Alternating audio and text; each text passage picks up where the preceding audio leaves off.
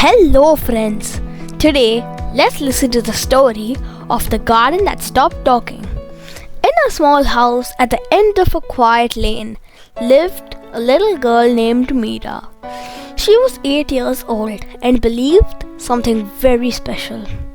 She believed her garden could talk. Every morning before school, Meera would run outside barefoot. "Good morning, Gulabji," she would say to the red rose. The leaves would rustle softly. She would whisper to the jasmine plant, "Did you sleep well?" A butterfly would flutter past her nose as if it was answering. Birds sat on the mango tree and chirped loudly when she came out. The yellow one she had named Suraj. A tiny brown one was Chikku. Meera was sure they all knew her. When she laughed, the wind blew gently. When she was sad, the bougainvillea petals would fall near her feet like a hug. The garden was her best friend. One day on her birthday, Papa gave her a brand new iPad. It was shiny. It was fast. It had games, videos, color, music, everything. "Just 1 hour a day," Mama said gently. Meera nodded. But 1 hour became 2. 2 became 3. Soon, mornings were different. Instead of running outside, Meera sat on the sofa.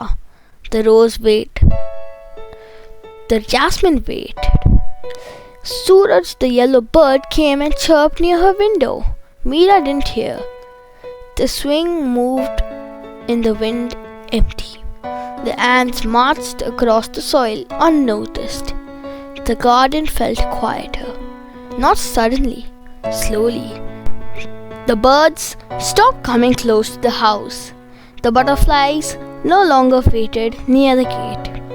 The leaves didn't rustle as much. Even the wind felt still. The garden wasn't angry. It was just silent. One evening, there was a sudden power cut. The iPad went black. "No!" Meera cried. "There's no Wi-Fi, no games, no videos." Bored and restless, she stepped outside after many days. The garden looked different. The flowers were still there. The trees were still there. But something was missing. It felt dull, quiet, too quiet. She walked to the rose plant. "Good evening, Gulabji." No butterfly came.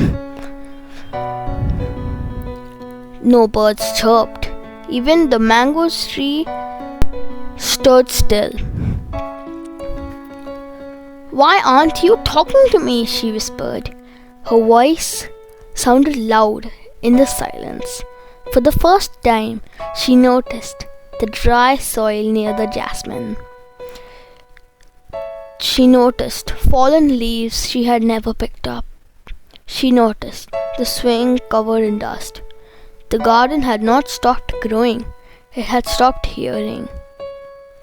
Just then, her grandmother came and stood beside her.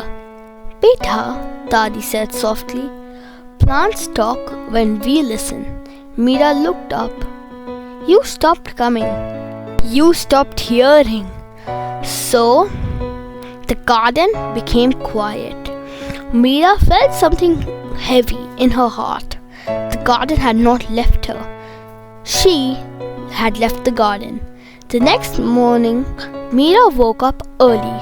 Before touching the iPad, she stepped outside, watered the plants slowly.